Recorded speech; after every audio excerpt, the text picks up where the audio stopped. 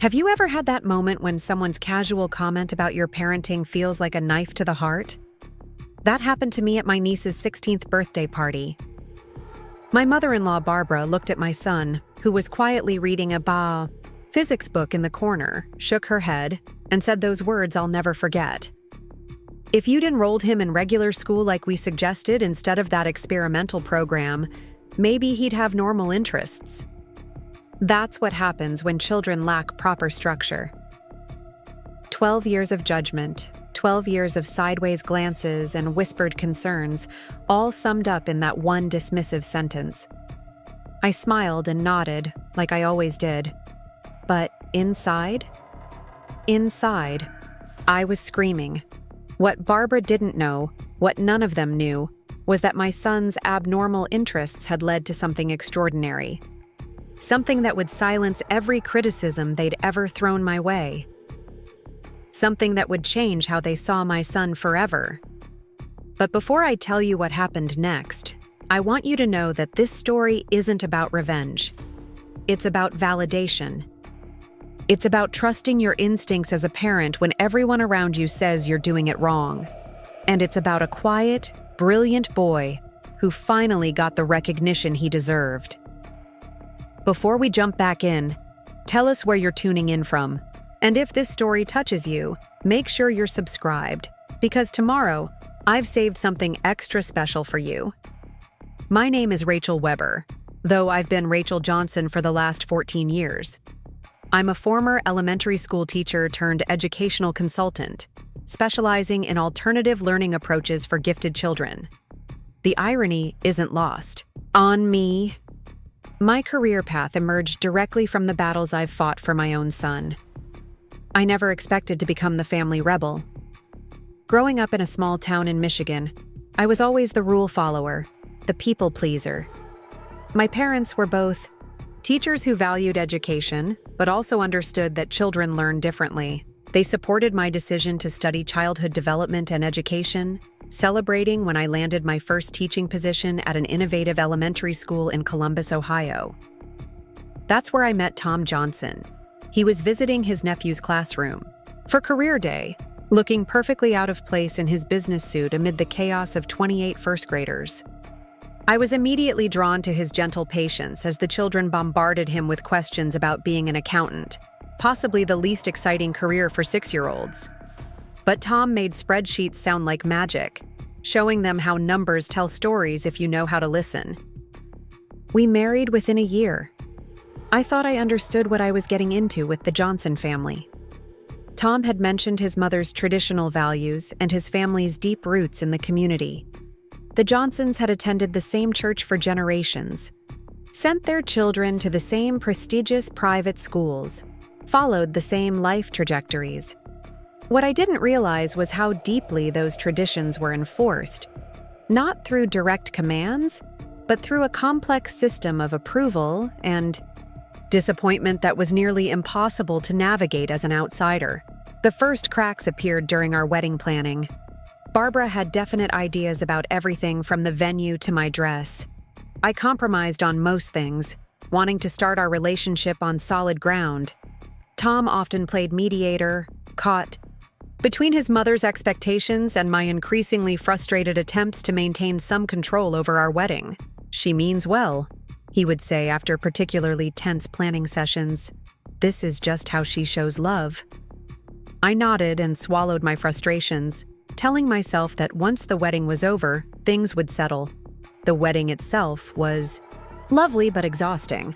A perfect Johnson family event that felt strangely disconnected from who Tom and I actually were. I remember catching my parents' concerned glances as I performed the role of the perfect Johnson bride, making small talk with distant relatives who seemed to be evaluating whether I was worthy of their family name. The real challenges began when I became pregnant 2 years later. Barbara was ecstatic about her new grandchild, but her excitement came with an avalanche of advice, books, and strong opinions. She'd raised 3 children properly, after all. Her way was the proven way. Every doctor's appointment became a committee meeting. Every decision, from prenatal vitamins to nursery colors, came with Barbara's input. whether requested or not. You're not thinking of a natural birth, are you? Johnson women always use epidurals. No need to be a hero. You should register for the same baby monitor system Jane used. It's expensive, but you don't want to cut corners on safety. Of course, you'll be using formula after the first few weeks. You'll want to get your body back, and Tom can help. With feedings. I nodded and smiled through it all, storing away the comments that hurt the most, turning them over at night while Tom slept peacefully beside me. I didn't want to make him choose between his wife and his mother. But with each passing week, I felt increasingly erased. My instincts, my research, my desires for my own pregnancy all secondary to the Johnson way of doing things. When complications arose in my third trimester, Barbara's concern took on an air of vindication. This is why you should have seen Dr. Matthews from the beginning. He delivered all my children. The fact that Dr. Matthews had been retired for 5 years didn't seem relevant to her. The birth itself became a perfect storm of everything going differently than the Johnson plan. After 3 days of labor, my son entered the world via emergency C-section. I was exhausted, emotional, and overwhelmed with both love for my tiny, serious-eyed baby and a deep sense of having somehow failed before motherhood had even properly begun. Barbara visited the hospital daily, her helpful suggestions carrying an undercurrent of "I told you so" that made me want to scream. The nurses became my silent allies, strategically enforcing visiting hours and creating quiet periods where it was just me, Tom, and our son, moments of peace where I could begin to trust myself again. We named him Ethan, a name that felt strong, but gentle, traditional but not stuffy. Tom and I had agreed on it months before, one of the few decisions that had remained entirely ours. Barbara had pushed for Thomas Jr. or William, a family name that had appeared in every generation of Johnsons. When we announced our choice, her tight smile spoke volumes. "Ethan," she repeated, testing it out. "Well, I suppose it's better than some of these modern names," though William would have connected him to his heritage. Tom squeezed my hand under the hospital blanket, a small act of solidarity that meant everything in that moment. Those early weeks of motherhood were a blur of sleepless nights, physical, recovery, and the particular challenge of breastfeeding a baby who seemed to approach eating as a puzzle to be solved rather than an instinct. Ethan was alert and intense from the beginning. While other newborns in our birthing class seemed to sleep contentedly between feedings, Ethan was watchful, his dark eyes taking in everything, his tiny brow furrowed as if already contemplating the mysteries of the universe. "He's an old soul," my mother said during her 2-week visit after the birth. Her presence was a balm, her help offered without judgment, her advice given only when asked. She showed me how to swaddle Ethan the way he seemed to prefer, one arm, free so he could still touch his face, and reminded me that babies are people with preferences, not problems to be solved. "Trust yourself, Rachel," she said on her last night, as we sat watching Ethan sleep in his bassinet. "You know him better than anyone, better than any book or any expert or anyone who thinks there's only one right way to do this." After she left, the visits from Tom's family increased. His sisters Jane and Melissa brought their children, perfect Johnson offspring who had apparently slept through the night from 6 weeks, never had diaper rash, and hit every developmental milestone exactly on schedule. Their visits always ended with some version of, "If you need any advice," accompanied by meaningful glances at Ethan, who continued to sleep erratically and observe intensely. By the time Ethan was 4 months old, I was drowning, not just in the normal exhaustion of new motherhood, but in a sea of conflicting advice and barely concealed disapproval. Preparing and narrating this story took us a lot of time, so if you are enjoying it, subscribe to our channel. It means a lot to us. Now back to the story. Tom tried to help, but he worked long hours at his accounting firm and had been raised with the understanding that childcare was primarily a mother's domain. When he was home, He was a devoted, loving father, but he didn't see the full extent of his family's subtle undermining. The breaking point came at Ethan's baptism. We'd compromised on having the ceremony at the Johnson family church, though neither Tom nor I were particularly religious. It was important to Barbara, and it seemed like a small price for family harmony. Everything was going according to plan until Ethan began fussing during the service. I recognized his hunger cues.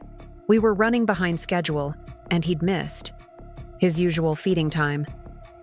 I discreetly prepared to nurse him, using the lightweight cover I'd brought specifically for this purpose. Barbara noticed immediately. She slid into the pew beside me, her voice a sharp whisper. "There's a nursery room for that. This is hardly appropriate during the service." I felt every eye in our row on me, the heat of embarrassment crawling up my neck. But beneath that was something stronger. A sudden, fierce clarity. This was my child. He was hungry. I was his mother. For the first time since Ethan was born, I looked directly at Barbara and said, "He's staying with me." Her eyes widened slightly, unused to any contradiction. She glanced at Tom, clearly expecting him to intervene, but Tom, wonderful Tom, simply placed his hand on my shoulder and nodded. "Ethan's fine right where he is, Mom." I fed my son there in the church pew, ignoring the tight smiles and raised eyebrows of the extended Johnson family. Something shifted inside me that day, a small rebellion, but significant. I began to recognize how much of myself I'd compromised in an effort to fit into this family, how many of my instincts I'd doubted because they didn't align with the Johnson way. As Ethan grew from infant to toddler, these small rebellions became more frequent. I followed his lead on solid foods instead of adhering to Barbara's rigid schedule of when certain foods should be introduced. I let him play in mud puddles despite concerns about germs and proper attire.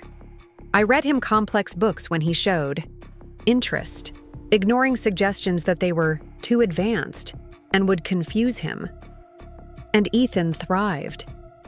He was different from his cousins, quieter, more thoughtful, less interested in rough and tumble play, and more fascinated by how things worked. By 2, he could identify all his letters and numbers. By 3, he was reading simple words. His favorite activity was dismantling and sometimes successfully reassembling his toys to see what was inside. "He's just like you were," my father told me during a video call, always taking apart the remote control to see where the buttons connected. "Your mother used to hide the screwdrivers." I clung to these reassurances from my parents, these reminders that Ethan's differences weren't deficiencies, but rather echoes of my own childhood curiosity. Tom, too, began to see how special Ethan's mind was, often sitting with him in the evenings, answering endless questions about how electricity worked or why the sky changed colors at sunset. But the Johnson family remained skeptical. Playdates with cousins often ended with Ethan alone in a corner, more interested in examining how the toy cars worked than in racing them across the floor. Family dinners became exercises in restraint as I bit back responses to helpful suggestions about how to bring him out of his shell or encourage normal play. The real conflict began when it was time to consider preschool options. The Johnson family had a tradition of enrolling their children in St. Margaret's Academy, an exclusive private school that began at age 3 and continued through high school. It was where Tom and his sisters had gone, where their children were currently enrolled, where Barbara sat on the board of trustees. "We've already spoken to Headmaster Phillips," Barbara announced at Sunday dinner when Ethan was 2.5. "He's agreed to hold a spot for Ethan in next fall's class, even though we're a bit late with the application." I looked at Tom, who appeared equally surprised by this unilateral decision. "Mom, Rachel and I haven't actually decided on schools yet. We're still exploring options." Barbara's smile dimmed slightly. "What options?" "St. Margaret's is the best preschool in Columbus. All the Johnson children attend. It's tradition. We appreciate that, I said carefully, but we want to look at some other programs that might be a better fit for Ethan specifically. The temperature in the room seemed to drop 10 degrees. Barbara put down her fork with deliberate precision. A better fit? What does that mean? I took a deep breath. Ethan is different from his cousins. He's showing signs of being academically advanced in some areas, and I'm concerned that a traditional preschool environment might not challenge him appropriately. Different, Barbara repeated, as if I'd suggested he had two heads. All children develop at their own pace, Rachel. That's why structure and proper schooling are so important. They even out these little quirks. That word, quirks, landed like a slap. I opened my mouth to respond, but Tom placed his hand on mine under the table, a silent request for patience. We'll certainly consider St. Margaret's, Mom, he said diplomatically. But we want to explore all our options before making a decision. That night, after we'd put Ethan to bed, Tom and I had our first real argument about his family's influence on our parenting. I paced our bedroom, keeping my voice low but unable to contain my frustration. Your mother acts like Ethan is somehow defective because he's not exactly like his cousins. She talks about his quirks like there's something to be fixed, not celebrated. Tom sighed, running a hand through his hair. She doesn't mean it that way. She just wants what's best for him. No, I countered. She wants what's familiar to her. Those aren't the same thing. St. Margaret's is a good school. Rachel. I turned out okay, didn't I? I sat beside him on the bed, taking his hands in mine. You turned out wonderful, but you're not Ethan, and he's not you. He's his own person with his own needs. Do you really think he'd thrive in a highly structured environment where everyone is expected to develop at exactly the same pace? Tom was quiet for a long moment, considering. No, he finally admitted. Probably not. Over the next few weeks, we visited several preschools. St. Margaret's was indeed impressive, with its manicured grounds and state-of-the-art facilities.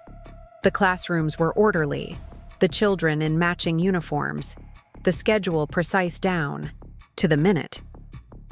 The admissions director spoke proudly of their academic rigor and discipline-focused approach. We believe in challenging children appropriately while maintaining clear boundaries, she explained as we toured.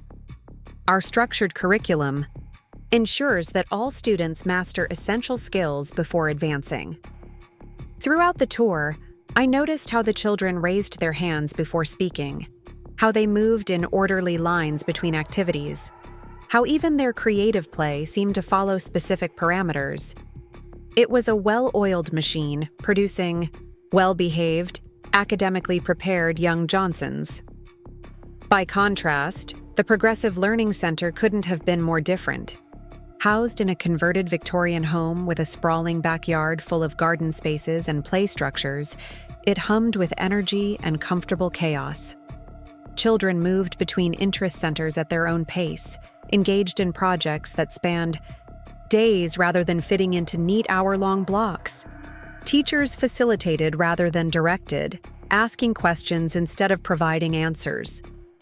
We believe children construct their own understanding through meaningful experiences, the director explained. Our multi-age classrooms allow children to progress at their own pace, finding challenges that engage them where they are, not where a curriculum says they should be. As we toured, I watched Ethan carefully. At St. Margaret's, he had been polite but reserved, answering questions when asked but showing little enthusiasm. Here, he was transformed, investigating the science center with intense focus, asking the teacher detailed questions about the classroom's pet lizard, reluctant to leave when our tour concluded. On the drive home, Tom was unusually quiet. Finally, he said, "He loved it there, didn't he?" I nodded, not wanting to push. "My mother is going to be extremely disappointed," he continued. "St. Margaret's has been a Johnson family tradition for 3 generations." I waited, holding my breath. But I don't think it's the right place for our son. The relief that flooded through me was so intense I had to blink back tears. It was the first time Tom had definitively chosen Ethan's needs over his family's expectations, the first time he'd acknowledged out loud that our son required something different than the prescribed Johnson path. Telling Barbara was every bit as difficult as we'd anticipated. We invited his parents over for dinner specifically to discuss our decision, wanting to present a united front. I prepared Barbara's favorite lasagna, hoping good food might soften the blow. "We've decided to enroll Ethan in the Progressive Learning Center for preschool," Tom announced after dinner, his voice calm but firm. Barbara's spoon clattered against her coffee cup. "The what? I've never even heard of it." "It's a wonderful program," I explained, sliding a brochure across the table. "It's play-based, but academically rich, and it allows children to progress at their own pace rather than being held to a standardized timeline." "Play-based?" Barbara repeated incredulously. "Tom, surely you can't be serious. These early years are critical for developing proper learning habits and discipline." "We've visited both schools, Mom," Tom replied. "This one is a better fit for Ethan. He'll be able to explore his interests more deeply and move ahead in areas where he's already showing advanced understanding." "This is ridiculous," Barbara said, looking to her husband for support. "George, tell them, no Johnson has ever attended some experimental school. There's a reason our family has consistently produced successful, well-adjusted children." George, my father-in-law, was a quiet man who rarely inserted himself into family debates. He glanced at Barbara, then at us, and finally at Ethan, who was sitting at his small table in the corner of the dining room, intently building a complex structure with his magnetic tiles. "What's he making there?" George asked, nodding toward Ethan. I looked over at my son's creation. "It's a molecular structure. He saw a picture in one of his science books and wanted to try building it." George studied the construction for a moment, then turned back to his wife. "Barbara, I think Tom and Rachel might be right about this one. The boys clearly got a different way of thinking." The look of betrayal on Barbara's face would have been comical if it weren't so painful. She opened her mouth, closed it, then stood abruptly. "Well, it's clear my input isn't valued here. I hope you know what you're doing." She left the room, and after an apologetic glance at us, George followed. We heard the front door close a moment later. Tom sighed heavily. That went about as well as expected. "Your dad surprised me," I said. "Me too, actually." Tom looked thoughtfully at our son, still absorbed in his creation. I don't think I've ever heard him disagree with Mom about anything related to the grandchildren before. This was the first major battle in what would become years of questioning and second-guessing from Barbara, and, increasingly, from Tom's sisters as well. Every decision we made that diverged from the Johnson family playbook was met with concern, criticism thinly veiled as helpful advice, and plenty of "I told you so" moments whenever Ethan struggled with anything. And Ethan did struggle sometimes, as all children do. Social situations were challenging for him. He preferred deep, focused conversations to the typical play of preschoolers. He became overwhelmed in noisy, chaotic environments. He had specific interests that he pursued with an intensity that sometimes concerned his teachers. But he also thrived in ways that amazed us. By 4, he was reading at a 3rd grade level. By 5, he was solving math problems meant for children twice his age. His understanding of scientific concepts was remarkable. He could explain the water cycle, basic principles of physics, and complex natural phenomena with clarity and depth. His teachers at the Progressive Learning Center recognized his gifts and found ways to challenge him while supporting his social-emotional development. They didn't try to make him fit a standard mold, but instead celebrated his unique way of engaging with the world. "He's what we call an asynchronous learner," his lead teacher explained during a conference. "Cognitively, he's years ahead in some, areas, while socially and emotionally he's right where we'd expect.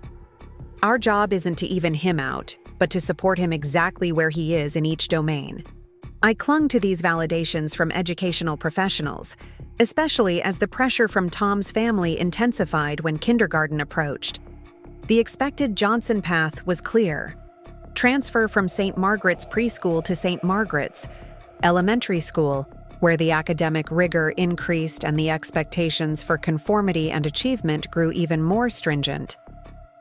"You've indulged this alternative approach long enough," Barbara told us at Christmas, when Ethan was 4.5. "Elementary school is where the foundation for real academic success is laid. You don't want him falling behind his cousins." I bit my tongue, resisting the urge to point out that Ethan was already academically ahead of his older cousins in several subjects. That wasn't the point, and engaging with that argument would only reinforce the competitive comparison that the Johnson family constantly imposed on the children. Instead, Tom and I began researching our options for elementary school. St. Margaret's was out of the question. We'd both seen how the rigid structure and one-size-fits-all approach would stifle Ethan's natural curiosity and love of learning. But the local public school, while good, wasn't equipped to handle students who deviated significantly from grade-level expectations. We toured specialized schools for gifted learners, considered homeschooling, and even looked into private tutors to supplement whatever program we chose. The decision was complicated by financial considerations. These specialized options were expensive, and while Tom's accounting career was successful, we weren't in the same financial bracket as his sisters and their husbands. Just as we were beginning to feel overwhelmed by the choices and constraints, my former mentor from college reached out. Dr. Eleanor Hayes had recently launched an innovative program within the Columbus public school system, a school within a school, model called the Individualized Learning Academy. It combined the resources of public education with a radically different approach to teaching and assessment.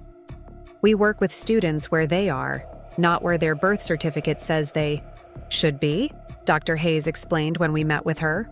A third grader might be reading at a sixth grade level while needing additional support with second grade math.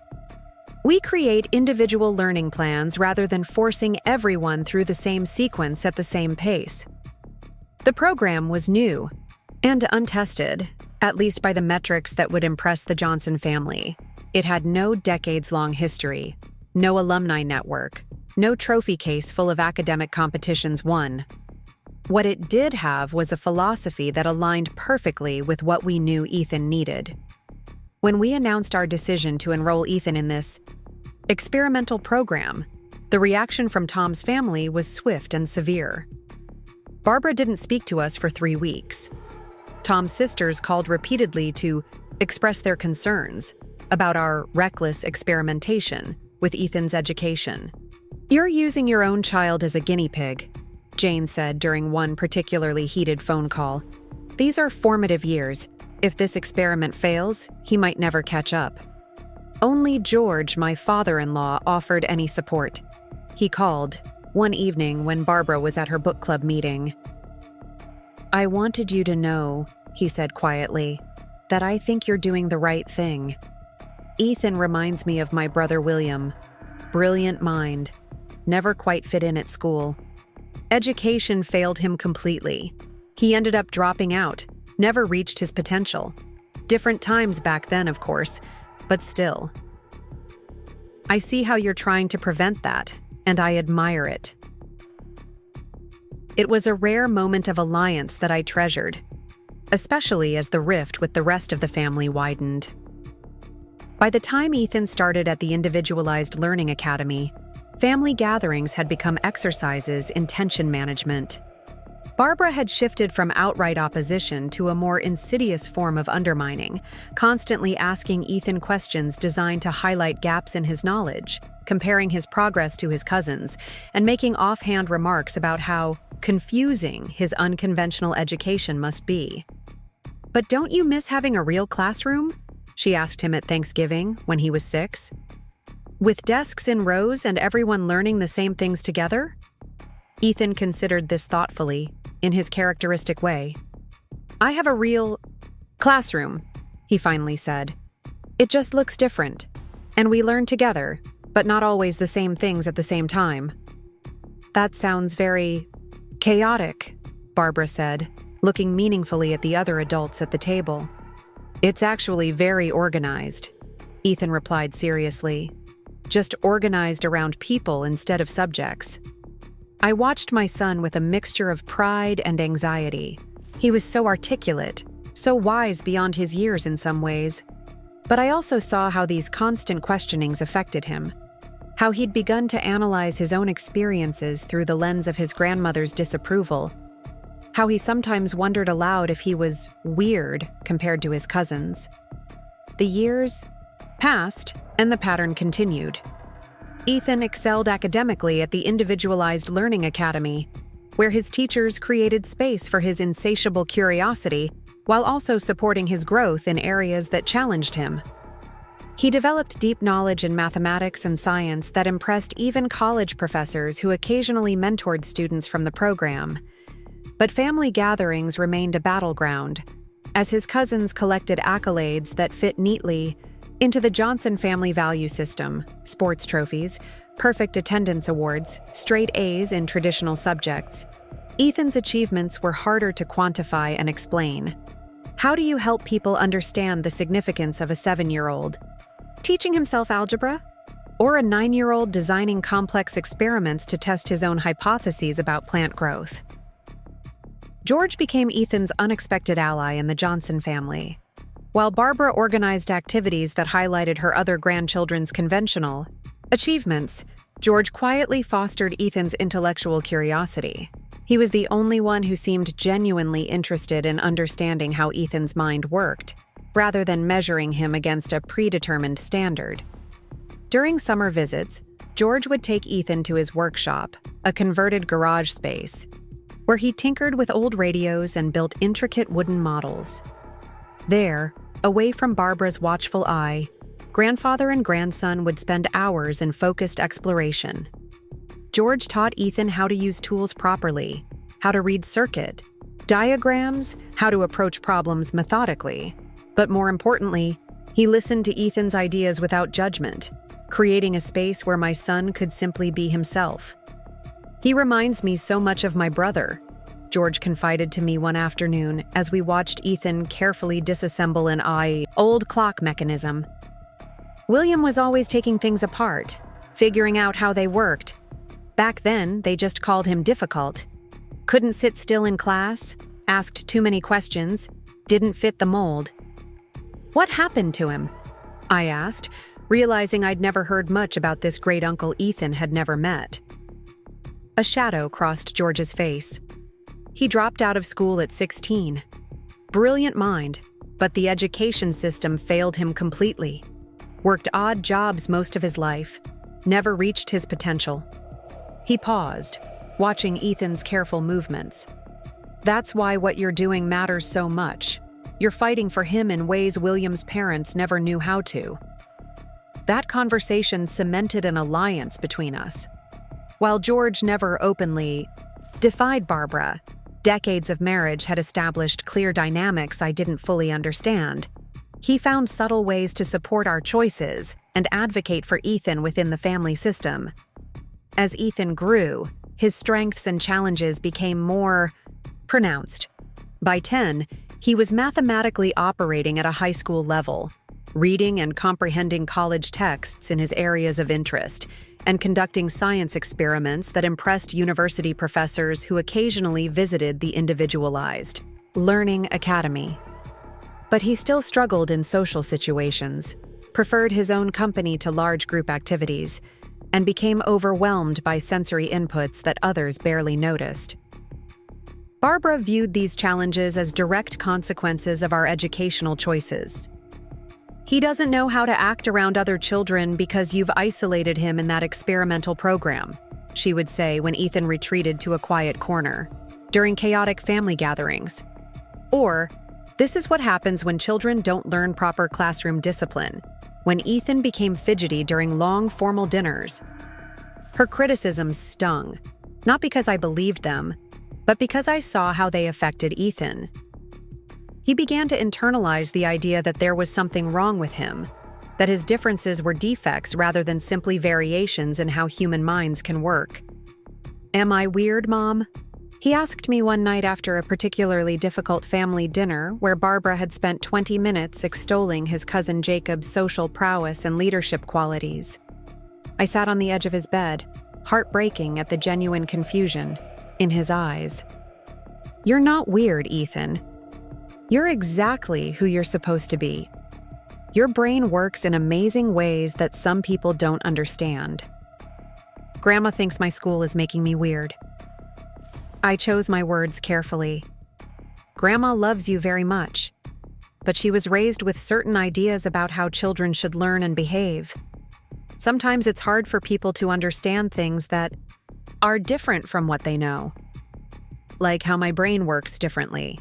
Exactly. And that different way of thinking is your superpower, even if not everyone can see it yet. He considered this thoughtfully. Like Clark Kent?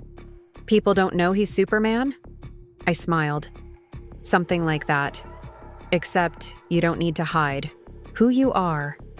Ever. These conversations became more frequent as Ethan grew more aware of the undercurrents in family dynamics. I tried to shield him from the worst of it, and Tom became increasingly protective as well. Though caught between loyalty to his family of origin and his own little family unit, Tom gradually shifted from reluctant defender to active advocate. The turning point for Tom came when Ethan was 11. Barbara had organized a family reunion, bringing extended Johnson relatives from across the country to Columbus for a weekend celebration. The event was carefully orchestrated to showcase the family's achievements. Professional successes displayed on photo boards, academic and athletic awards prominently featured, multiple generations of St. Margaret's graduates highlighted. During dinner, Barbara had arranged a special presentation where each of her grandchildren would share their recent accomplishments. Emily, now 16, spoke about her soccer scholarship prospects. Jacob, 14, described his debate team, victories in student council presidency. The twins, Melissa's children, shared their matching perfect attendance awards and honor roll certificates. When Ethan's turn came, he spoke softly about a science project examining the mathematical patterns in plant growth. He was just beginning to explain his methodology when Barbara interrupted. "That's lovely, dear. Very creative. Now, who wants dessert?" The dismissal was so casual, so complete, that the conversation simply flowed around it. But I saw Ethan's face fall, saw him carefully fold the notes he'd prepared, saw him retreat into himself in a way that made my chest physically ache. Later that night, back at home, Tom paced our bedroom, more agitated than I'd ever seen him. "Did you see what she did?" he demanded. "She just cut him off." Like what he was saying didn't matter. Like he didn't matter. I nodded, exhausted from managing my own anger all evening. "And I just sat there," Tom continued, running his hands through his hair. "I just sat there and let her do it. I've been letting her do it for years." "We both have," I said quietly. "We keep thinking if we don't make waves, she'll eventually come around." Tom stopped pacing and looked at me directly. "She's not going to come around, is she? This isn't about Ethan's education anymore. It's about control. It's about her way being the only right way." "Probably," I admitted. "But what do we do about it? She's still your mother. They're still your family." "You and Ethan are my family," Tom said firmly. "And from now on, that's where my priority lies. I'm done watching my mother make my son feel less than. I'm done with the comparisons and the judgments. I'm just done." That night marked a shift in our approach to the Johnson family dynamics. We didn't cut ties. That wasn't what either of us wanted. But we did establish clearer boundaries. We became more selective about which family events we attended. Tom started speaking up when Barbara or his sisters made dismissive comments about Ethan's education or interests. We created more space for our little family unit to exist outside, the shadow of Johnson family expectations. George supported this shift in his own quiet way. He began calling Ethan directly, having conversations about books they were both reading or projects they were working on. He sent articles and puzzles he thought Ethan might enjoy. Sometimes he would simply sit with Ethan in companionable silence during family gatherings, a buffer against Barbara's criticisms. When Ethan turned 12, George gave him a gift that would prove pivotal: a leather-bound journal filled with handwritten notes, diagrams, and mathematical calculations. "These are your great-uncle William's notebooks," George explained as Ethan carefully turned the pages. He may not have had the education he deserved, but he never stopped thinking, never stopped exploring ideas. "I thought you might understand his work better than anyone else in the family." Ethan spent weeks poring over those notebooks, tracing his great-uncle's thoughts, following mathematical proofs that had been worked out in isolation, without formal training. He began to see himself as part of a lineage, not the Johnson lineage of St. Margaret's graduates and community leaders, but a different kind of inheritance, a way of thinking, a way of seeing the world. Uncle William was trying to solve Fermat's last theorem, he told me one evening, eyes bright with discovery. "Look at these equations." He was working on it years before Wiles published his proof. "He was on the right track, Mom. He just didn't have the tools or the education to complete it." I watched my son connect across generations with a man I never met, but somehow understood in a way no one else in the family had. It strengthened his sense of self in a way that all my reassurances never could. He wasn't alone. He wasn't weird. He was part of something bigger, a different kind of Johnson legacy. As 7th grade approached, Ethan's teachers at the Individualized Learning Academy suggested we consider additional academic assessments. They believed he might benefit from even more advanced coursework in mathematics and physics, possibly even early college courses. "His aptitude in these areas is exceptional," his math instructor explained during our conference. "He's already working well beyond grade level, beyond high school level, in fact. We can continue to challenge him here, but there might be specialized programs that could offer resources we don't have." The suggested testing was comprehensive: a full cognitive assessment, achievement testing, and specialized examinations in mathematics and scientific reasoning. The results, they explained, could open doors to summer programs at universities, online advanced courses, even special scholarships. We discussed the idea with Ethan, careful to frame it as an opportunity, rather than an evaluation. "This isn't about proving anything to anyone," I told him. "It's about finding the right resources to support your learning." Ethan considered it with his usual thoughtfulness. "Would the results help other kids like me?" he asked. "Kids whose brains work differently?" "They might," Tom replied. "They could help teachers understand better ways to teach students who learn differently." "Then I want to do it," Ethan decided. "But I don't want to tell Grandma or anyone else. Not until after." We respected his wish for privacy, scheduling the assessments during times when questions from the extended family would be minimal. The testing itself took place over several sessions, intensive, sometimes exhausting evaluations that measured not just what Ethan knew, but how his mind processed information. The psychologist who administered the tests was careful not to reveal too much during the process, but I caught glimpses of her surprise when Ethan completed certain sections, her raised eyebrows when she reviewed his work. "He has a fascinating approach to problem solving," was all she would say when I tried to gauge his performance. 2 weeks after the testing was complete, we received a call requesting a meeting with the entire assessment team. Not just the psychologist, but also specialists in gifted education, mathematics, and cognitive development.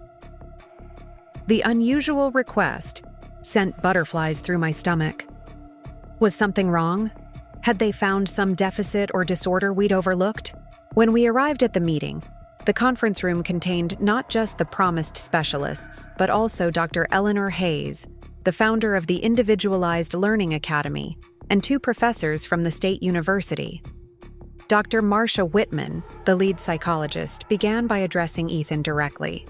"First, I want to thank you for the effort you put into these assessments. The way you engaged with the material was remarkable." Ethan nodded, his expression serious, legs swinging nervously under the table. "We asked for this meeting because your results are quite extraordinary," she continued. "In my 25 years of conducting cognitive assessments, I've never seen a profile quite like yours." My heart stuttered. "Extraordinary in what way?" I asked, reaching for Tom's hand, under the table. Dr. Whitman opened a folder containing charts and graphs. "Ethan's cognitive abilities are exceptional across multiple domains. His mathematical reasoning skills tested beyond the ceiling of our standard instruments. His spatial conceptual abilities, pattern recognition, and abstract thinking are all well beyond what we typically see even in gifted students." She slid the folder across the table to us. "These percentile rankings might help you understand what we're seeing.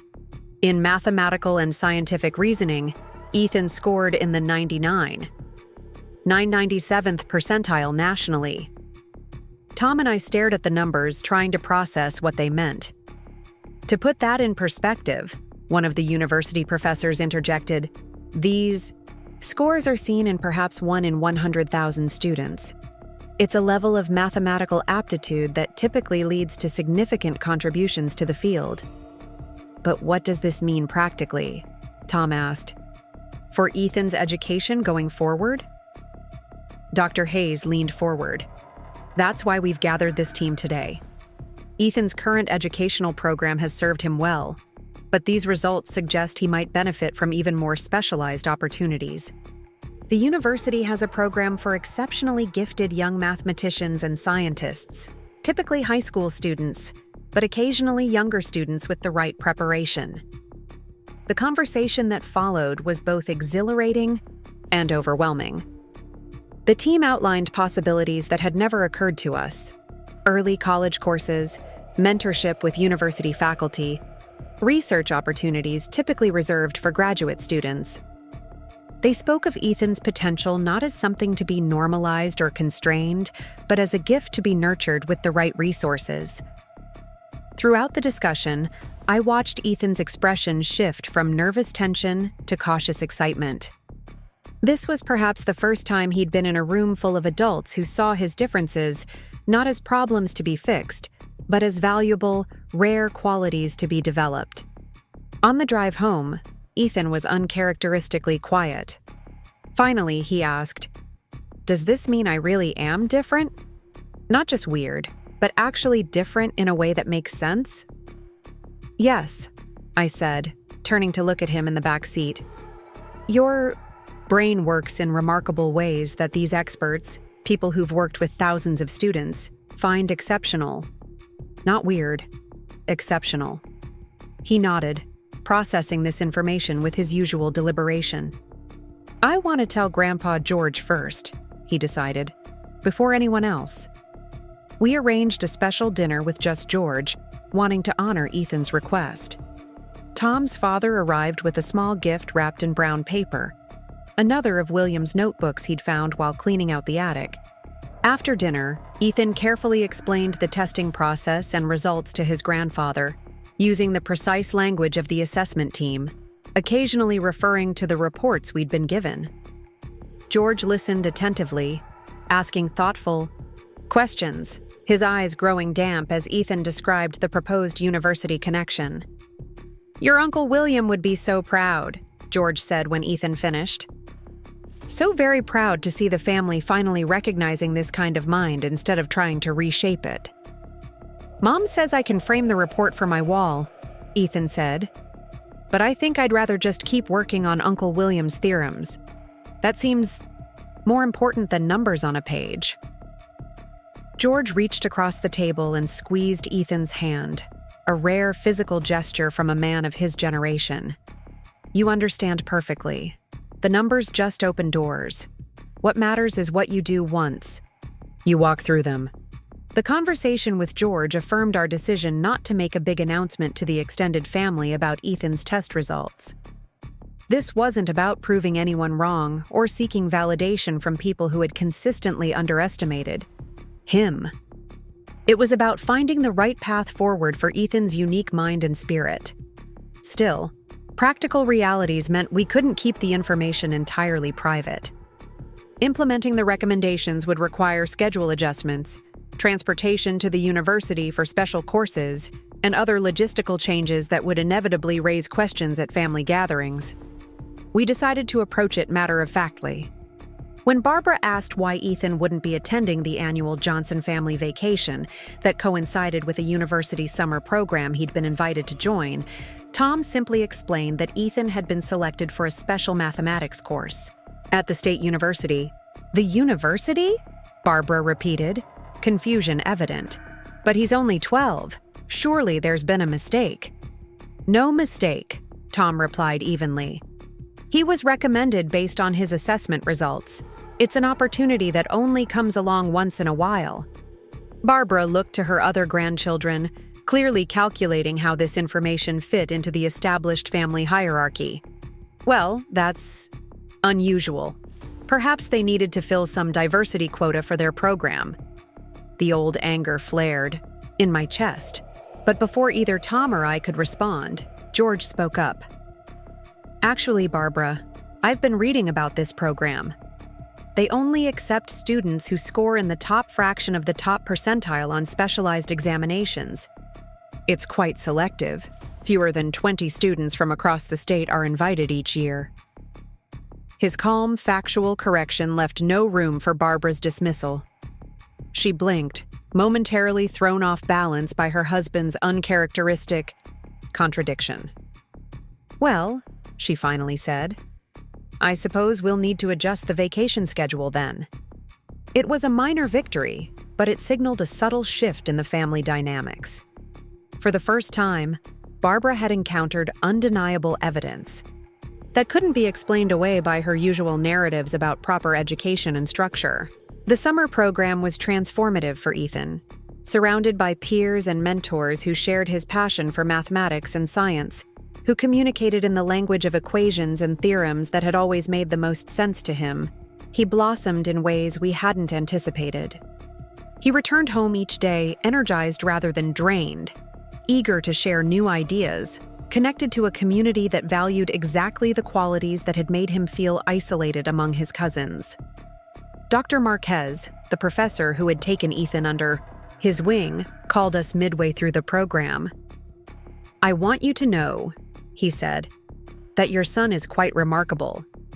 It's not just his mathematical ability, though that is exceptional. It's his approach to problem solving, creative, intuitive, unbound by conventional methods. He sees connections that students with years more formal training often miss. Thank you, I said, emotion tightening my throat. That means a great deal to us. I understand there was some hesitation about whether this program would be appropriate.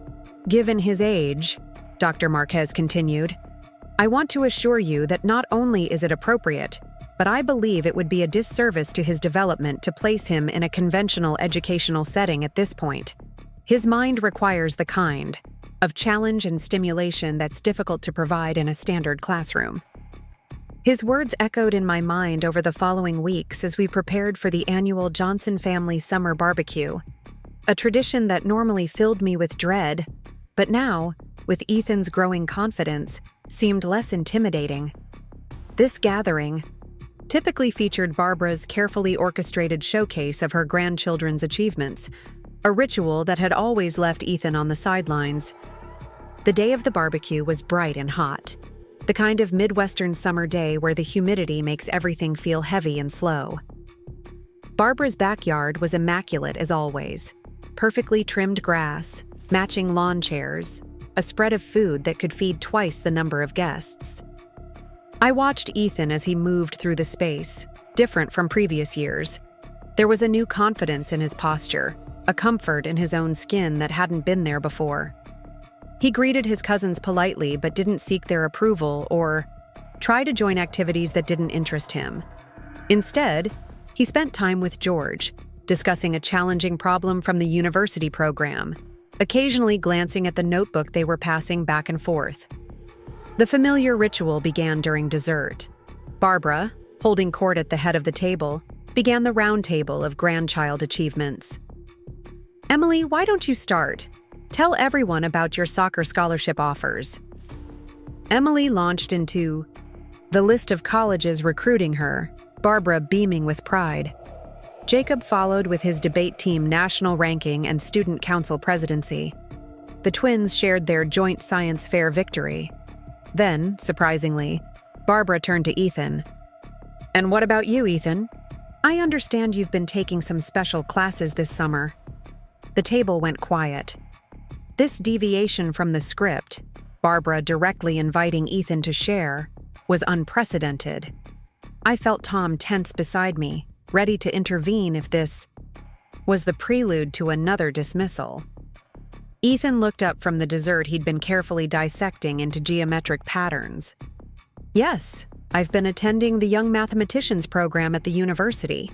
We've been studying non-Euclidean geometry and its applications in astrophysics." Barbara's smile remained fixed, but her eyes narrowed slightly. "That sounds advanced. Are you keeping up with the material?" It was a subtle dig, the implication clear. Surely this program was beyond a 12-year-old's capabilities. But Ethan didn't seem to notice or care. "Actually, Dr. Marquez asked me to help a few of the older students who were struggling with some of the theoretical concepts. He says I have an intuitive understanding of spatial relationships that helps me visualize the problems differently." The simple, factual way he delivered this information left no room for diminishment.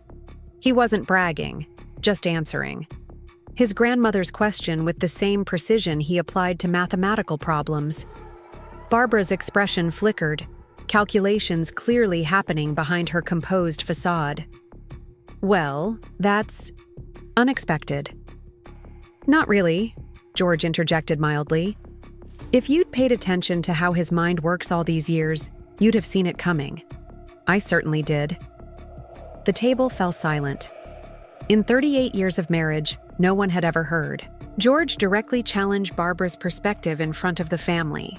She turned to him, mouth slightly open, clearly unsure how to respond. Emily, perhaps sensing the tension, jumped in. "That actually sounds really cool, Ethan. Is that why you're always drawing those weird patterns in your notebook?" Ethan nodded, visible relief on his face at the change of subject. "They help me visualize complex equations. Want to see?" He pulled his ever-present notebook from his pocket, flipping to a page dense with intricate geometric designs interwoven with mathematical notations. Emily leaned over, genuinely curious. "I don't understand any of it, but it looks amazing," she said. "Like some kind of mathematical art." "That's exactly what it is," George said, pride evident in his voice. "Mathematics is its own kind of art form. Most people just don't have the language to appreciate it." The conversation shifted, flowing around and past the moment of tension. But something fundamental had changed. For the first time, Ethan's achievements had been placed alongside his cousins, different in nature but equal in value. The Chi, previously unquestioned hierarchy of the Johnson family had been disrupted, not through confrontation or argument, but through the simple, undeniable reality of Ethan's exceptional mind. After dessert, as people broke into smaller groups, I noticed Barbara approach Ethan, who was sitting alone on the porch swing, reading one of William's notebooks. "What are you reading?" she asked, sitting beside him. Ethan showed her the notebook. "Great Uncle William's theories on prime number distribution. Grandpa gave me his journals." Barbara frowned slightly. "William? George's brother who never amounted to much?" "He actually made some important mathematical discoveries," Ethan replied, his tone matter-of-fact rather than defensive. "He just didn't have the formal education to publish them. I've been working with Dr. Marquez to develop some of his ideas further." He thinks we might be able to submit a paper to a mathematical journal based on Uncle William's original concepts. Barbara was silent for a long moment, studying her grandson's face as if seeing him clearly for the first time. "I didn't know William was mathematical," she finally said. "George never mentioned it." "Maybe no one ever asked," Ethan suggested gently. "Sometimes people's real gifts aren't obvious if you're looking for the wrong things." The wisdom in those words coming from my 12-year-old son brought tears to my eyes as I watched from a distance. He wasn't trying to make a point or deliver a lesson to his grandmother. He was simply stating a truth he had lived his entire young life. Barbara didn't respond directly, but she remained sitting beside Ethan, watching as he explained William's notations, occasionally asking questions that suggested she was genuinely trying to understand. It wasn't a dramatic reconciliation or a complete reversal of her previous judgments, but it was an opening, a crack in the rigid framework of expectations that had defined our family relationships for years. Later that evening, as we were gathering our things to leave, Barbara approached me in the kitchen where I was packing up the remnants of the fruit salad I'd brought. "Rachel," she said, her voice carrying an unfamiliar note of uncertainty. "This program Ethan is in, is it truly as selective as George says?" I nodded, keeping my tone neutral. "Yes, it is. They only accept students who demonstrate exceptional aptitude in advanced mathematical concepts. Ethan's assessment scores were quite remarkable." She was quiet for a moment, methodically folding a dish towel. "And his regular schooling, the Individualized Learning Academy. You believe it's been beneficial for him?" "I know it has," I replied, hearing the conviction in my own voice. "It's allowed him to progress at his own pace, to dive deeply into subjects that engage his mind, to learn in ways that make sense to him. In a traditional classroom, much of his potential might have been missed or misunderstood." Barbara's hands stilled on the folded towel. "Perhaps," she said, the word clearly difficult for her to speak. "I have been too quick to judge an approach different from what I've always known." It wasn't an apology. It wasn't even a complete acknowledgement of how her criticisms had affected Ethan over the years. But coming from Barbara, this tenuous admission represented a seismic shift. "We all want what's best for our children and grandchildren," I offered, extending an olive branch of my own. "Sometimes that looks different than we expect." She nodded once, briskly, then returned to her kitchen tasks, the conversation clearly over. But something had changed between us, a small opening where previously there had been only walls. On the drive home, Ethan was unusually talkative, describing his conversation with Barbara, his interactions with his cousins, the way Emily had actually asked him to explain his summer program. "It felt different today," he concluded, looking out the window at the passing landscape. "Like they were really seeing me for the first time." "I think they were," Tom agreed, reaching back to squeeze his son's knee. "Sometimes it takes concrete evidence for people to reconsider deeply held beliefs." "Like the test results in the university program?" Ethan asked. "Exactly," I said. "But you know what? Those things just confirmed what we've always known about you. They didn't change who you are. They just made it visible to people who couldn't see it before." Ethan was quiet for a moment, processing this in his thoughtful way. "I'm glad Grandpa George could always see it," he finally said. "Even before the tests." "Me too, buddy," Tom replied, his voice thick with emotion. "Me too." The weeks following the barbecue brought subtle but meaningful shifts in our extended family dynamics. Barbara began calling occasionally to ask specific questions about Ethan's university program, not to challenge or criticize, but seemingly out of genuine curiosity. Tom's sisters, taking their cue from their mother, softened their approach as well.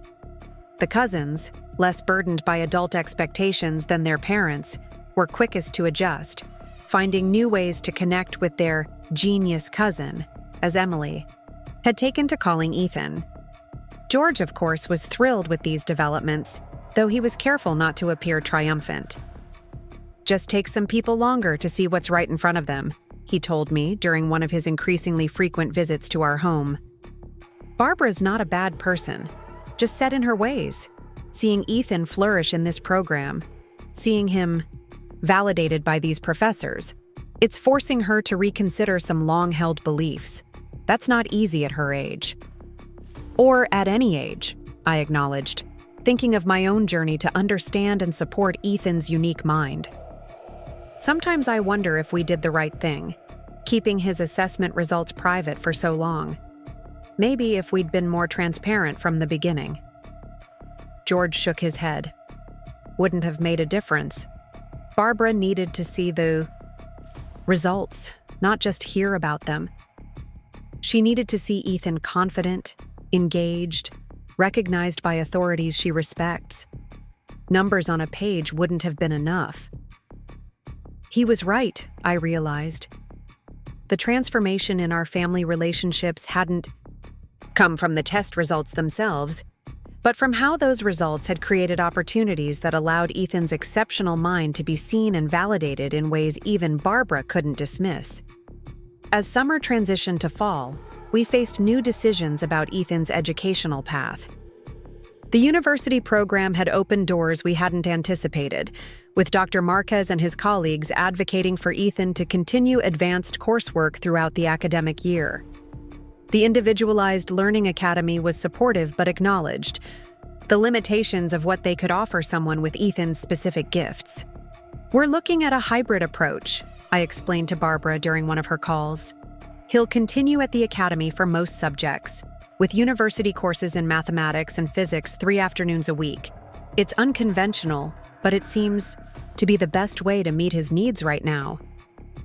"Unconventional," Barbara repeated, the word no longer carrying its former weight of disapproval.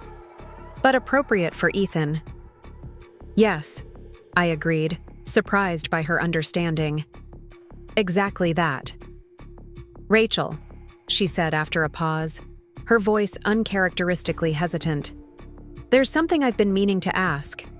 The Johnson Educational Foundation, the one that funds scholarships at St. Margaret's, we have some discretionary grants available for unique educational needs. George suggested we might consider funding some of Ethan's specialized programs, perhaps the summer intensive, at MIT that Dr. Marquez mentioned." I was momentarily speechless.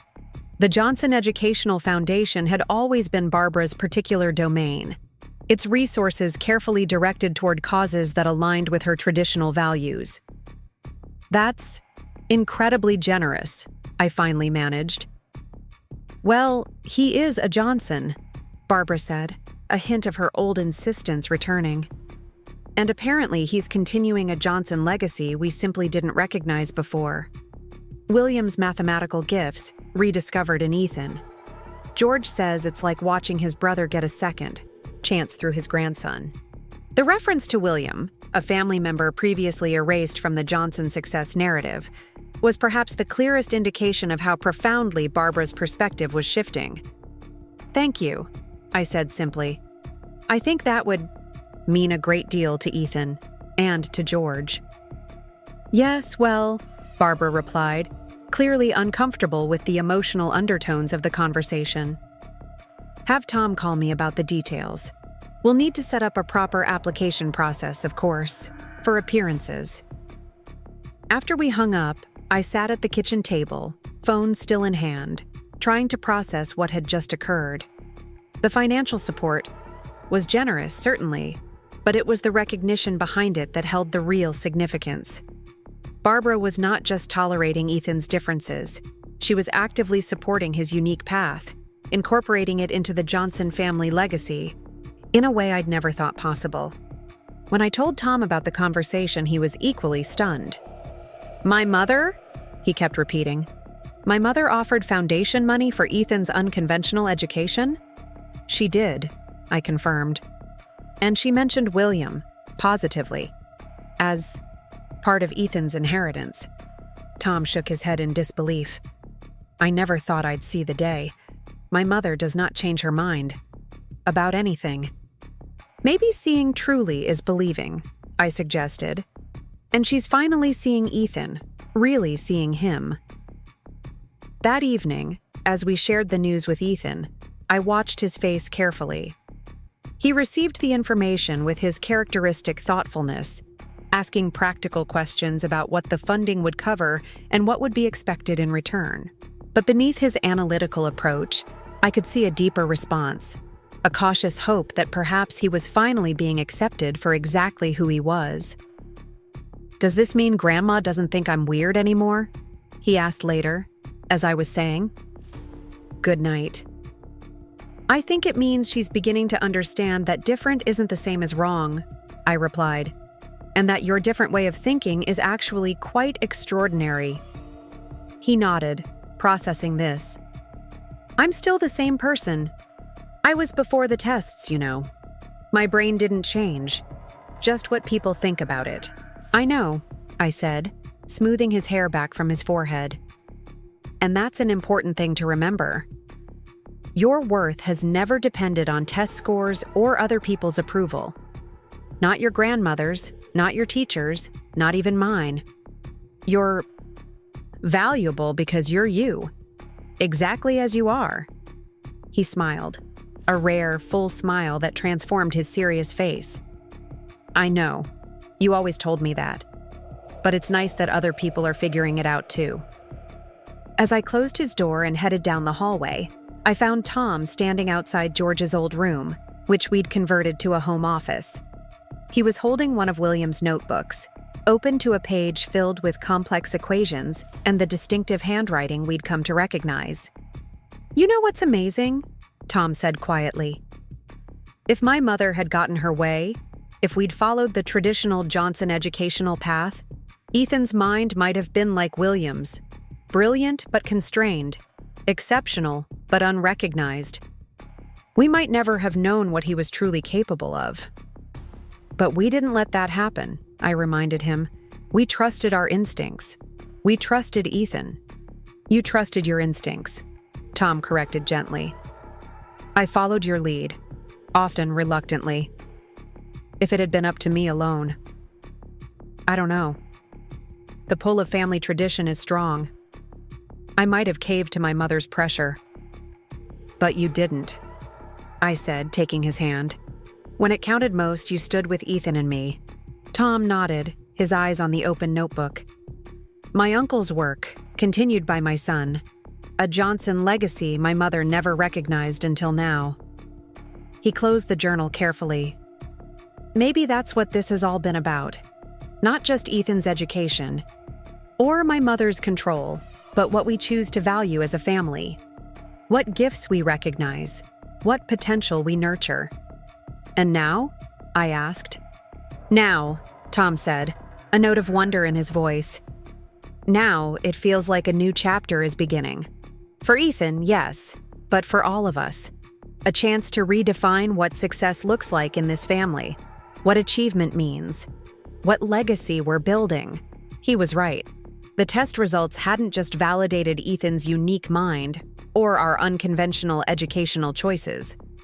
Winter arrived in Ohio with its usual ferocity, transforming our neighborhood into a landscape of white. Ethan continued his hybrid educational program, thriving in the balance of structured learning at the academy and advanced coursework at the university. His professors had become accustomed to his presence in their classrooms.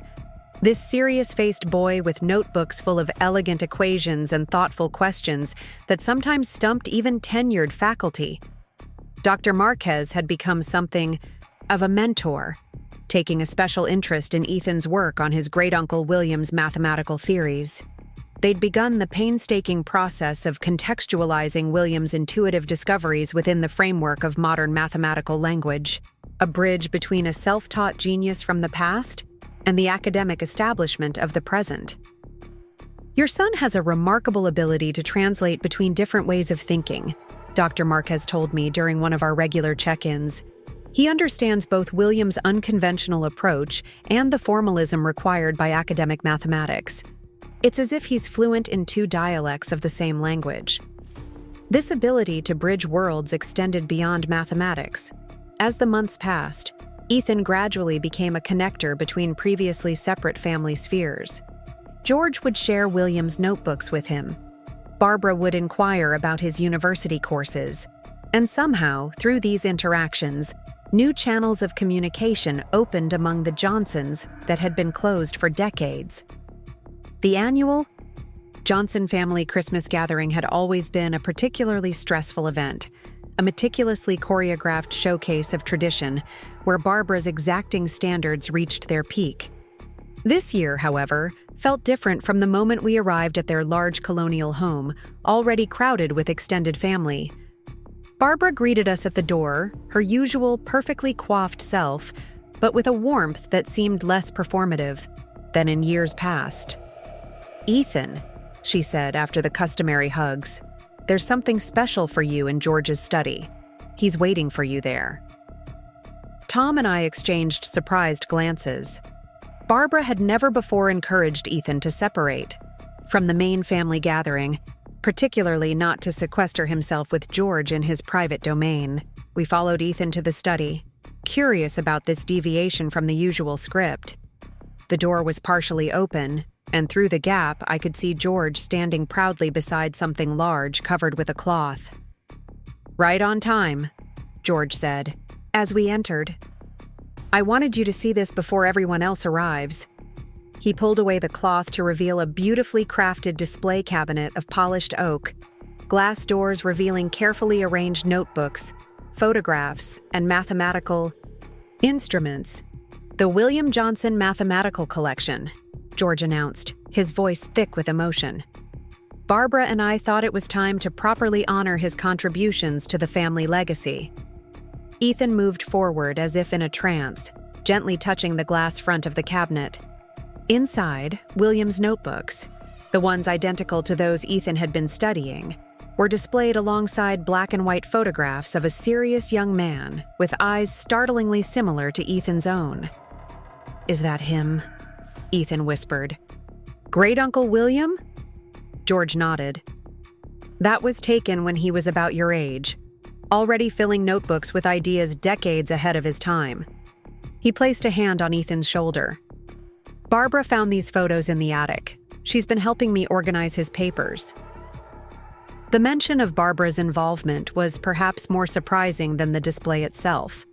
Her participation in elevating William's story, a family narrative she had previously ignored or diminished, represented a profound shift in her understanding of what constituted the Johnson legacy.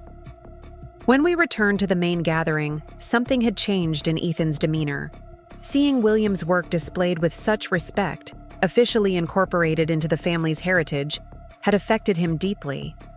He moved through the Christmas celebrations with a new confidence, a sense of belonging that had always been elusive at these gatherings. Later in the evening, as family members mingled over dessert, I overheard Barbara speaking to her sister Margaret, who had traveled from Chicago for the holiday. "You really should see the cabinet George has put together," Barbara was saying. "William's mathematical work was quite extraordinary. Dr. Marquez at the university says some of his theories anticipated concepts that weren't formally discovered until decades later." Margaret looked surprised. "William? I thought he was the family." She trailed off, clearly searching for a polite term. "The family genius," Barbara supplied, the words so unexpected from her lips that I nearly dropped my coffee cup. We simply didn't have the framework to recognize it at the time. Thankfully, history won't repeat itself with Ethan.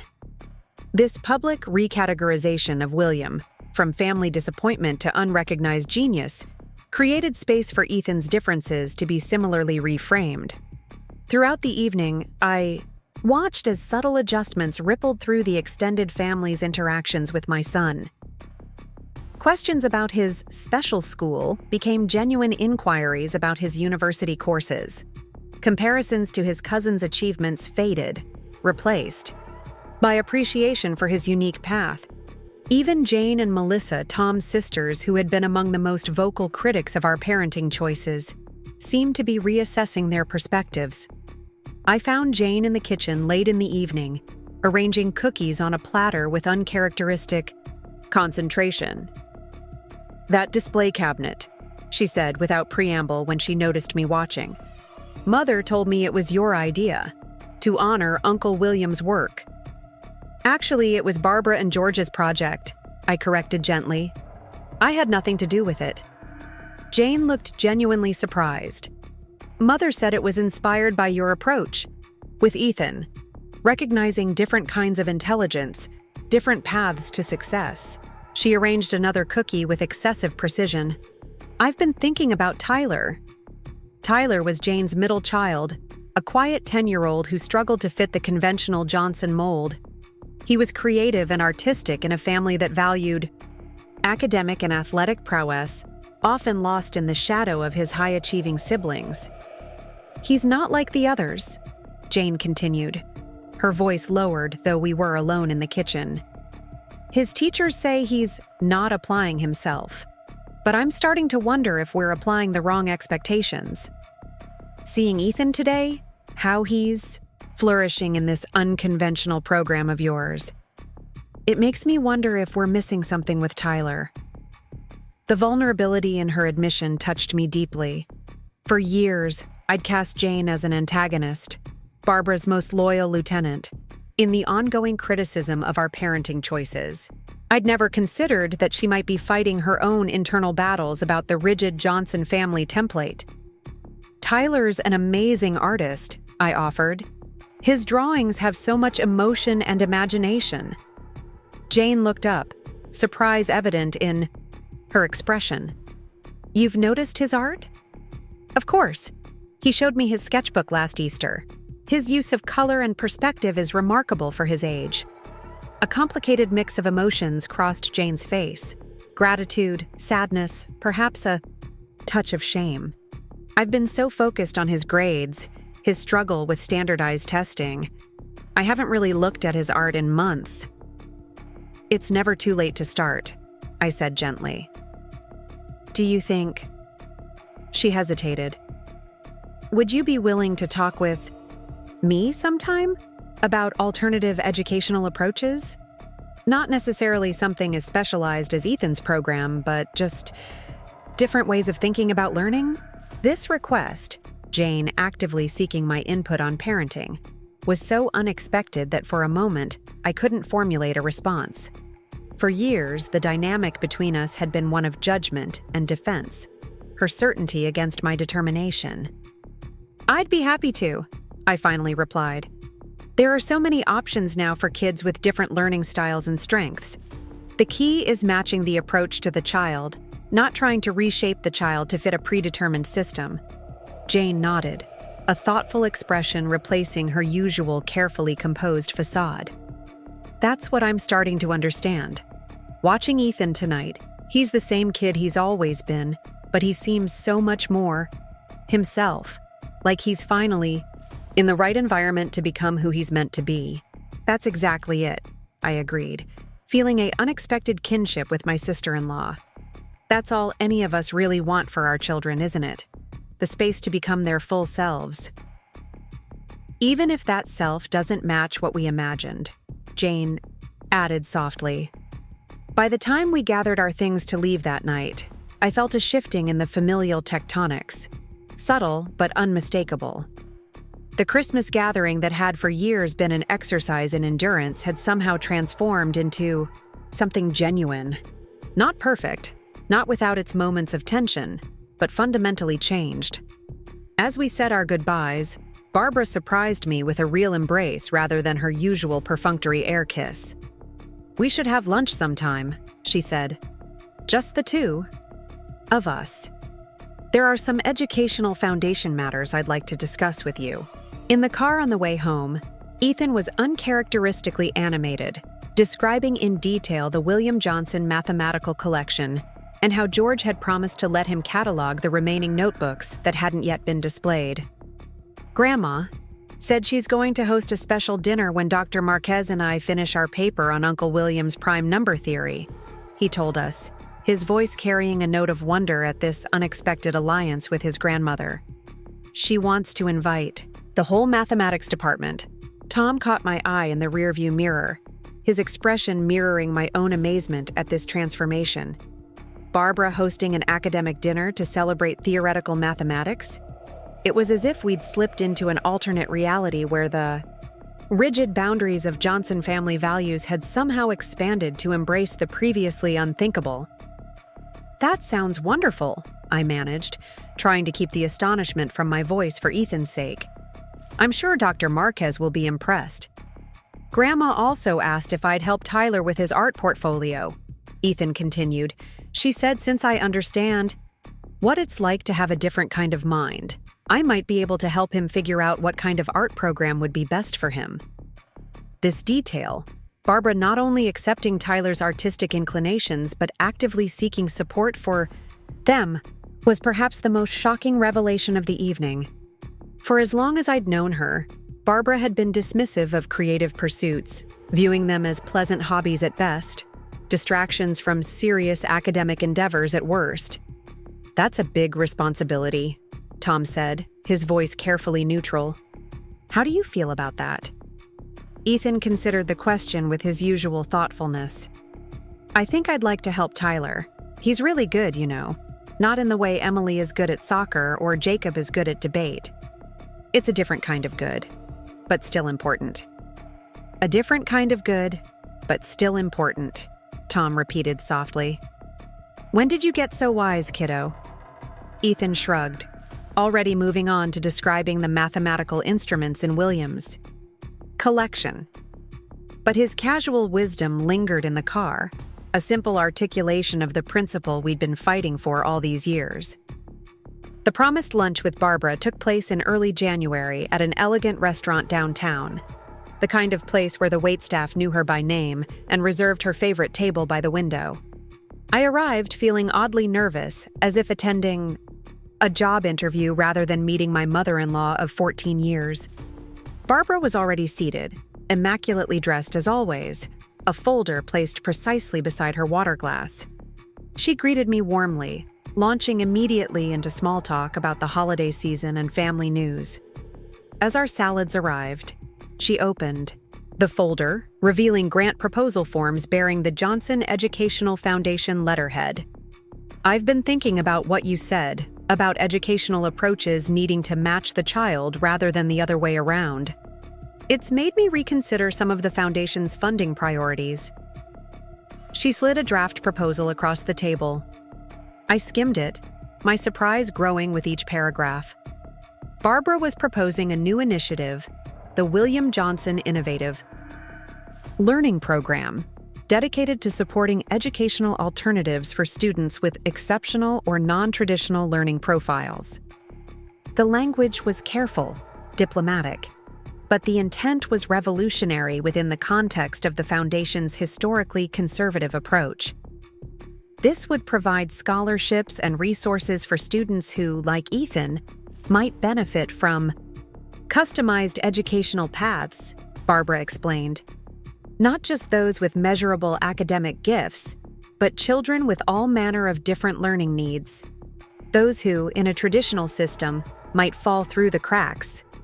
I struggled to reconcile this proposal with the woman who, just a year earlier, had dismissed our educational choices as experimental and potentially harmful. "This is surprising," I admitted. "Wonderful, but surprising." Barbara's perfectly manicured hands smoothed an invisible wrinkle from the tablecloth. "George and I have been doing a great deal of thinking since Ethan's assessment results. About William, about educational opportunities that might have changed his life path. About how many other children might be in similar situations. Brilliant, in ways that standard measurements miss, struggling in systems that weren't designed for minds like theirs." She looked up, meeting my eyes directly. "I've always believed in educational excellence. That hasn't changed. But perhaps my definition of what constitutes excellence was too narrow, too rigidly defined by my own experiences and expectations."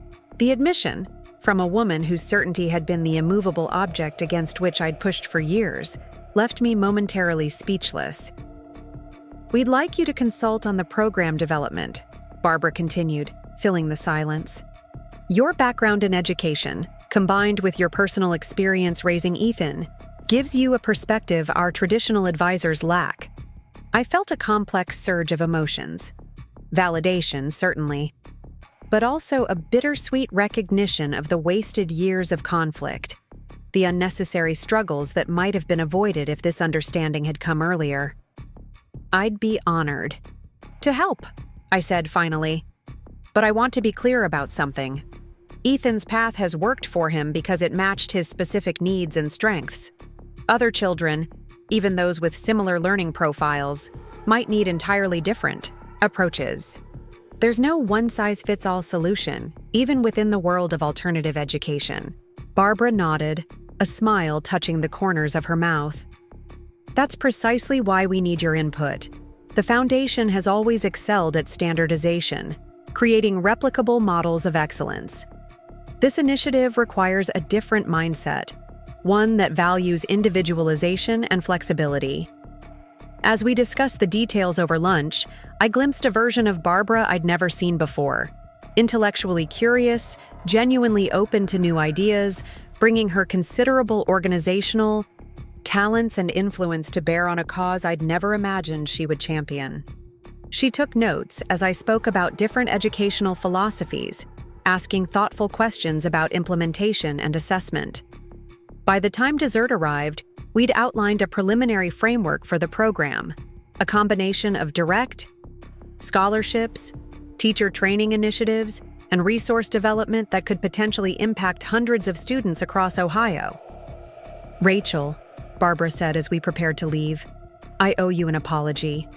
I looked up, startled by the unexpected turn in conversation. For years, I viewed your parenting decisions as a rejection of our family values, perhaps even as a personal criticism of how I raised Tom and his sisters.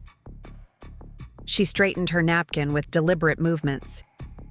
I couldn't see that you were simply responding to Ethan's needs, making choices that honored who he is rather than who I thought he should. The apology, something I'd never expected to hear from Barbara Johnson, was delivered with the same precision and dignity that characterized everything she did. No dramatic emotion, no excessive remorse, just a clear acknowledgement of a perspective that had shifted. "Thank you," I said simply. "That means a great deal to me." "Well," she replied, immediately moving past the moment of vulnerability, "shall we plan to meet next week to continue developing the proposal? I'd like to present it to the full board by the end of the month." And just like that, we were colleagues with a shared purpose. The years of conflict not erased, but somehow transformed into a foundation for something new and unexpected. As winter melted into spring, these changes continued to ripple through our extended family. The William Johnson Innovative Learning Program launched with significant funding and considerable local press coverage. George proudly represented William's legacy at the announcement ceremony, standing alongside Barbara as she articulated a vision for education that would have been unrecognizable from her lips just a year earlier. Jane enrolled Tyler in an arts-focused program that allowed him to develop his creative talents while receiving support in his academic challenges.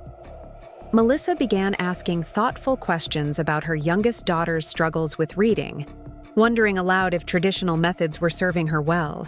Even extended family members seemed to be reconsidering long-held assumptions about success, achievement, and the many paths a child might take toward a fulfilled life. For Ethan, these shifts created a new sense of belonging within the family system. No longer the outlier whose differences needed explaining or defending, he found himself increasingly comfortable in his own skin, secure in the knowledge that his unique mind was recognized and valued.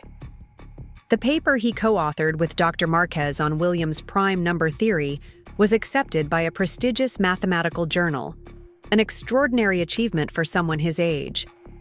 True to her word, Barbara hosted a celebratory dinner at the Johnson home, inviting university faculty, family members, and even Dr. Eleanor Hayes from the Individualized Learning Academy.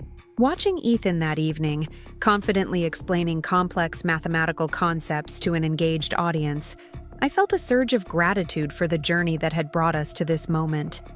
Not just for the validation of his exceptional abilities, but for the growth and transformation that had rippled outward from his story, changing not just his life, but the lives of others in ways we were only beginning to understand. Later that night, as the gathering wound down, I found myself alone with George in his study, standing before the William Johnson mathematical collection that had become such a powerful symbol of change within the family. "You know," George said, quietly, "I've been thinking about William a lot lately, about the life he might have had if someone had understood his mind the way you understood Ethan's." "You understood Ethan from the beginning," I reminded him. "You saw what others missed."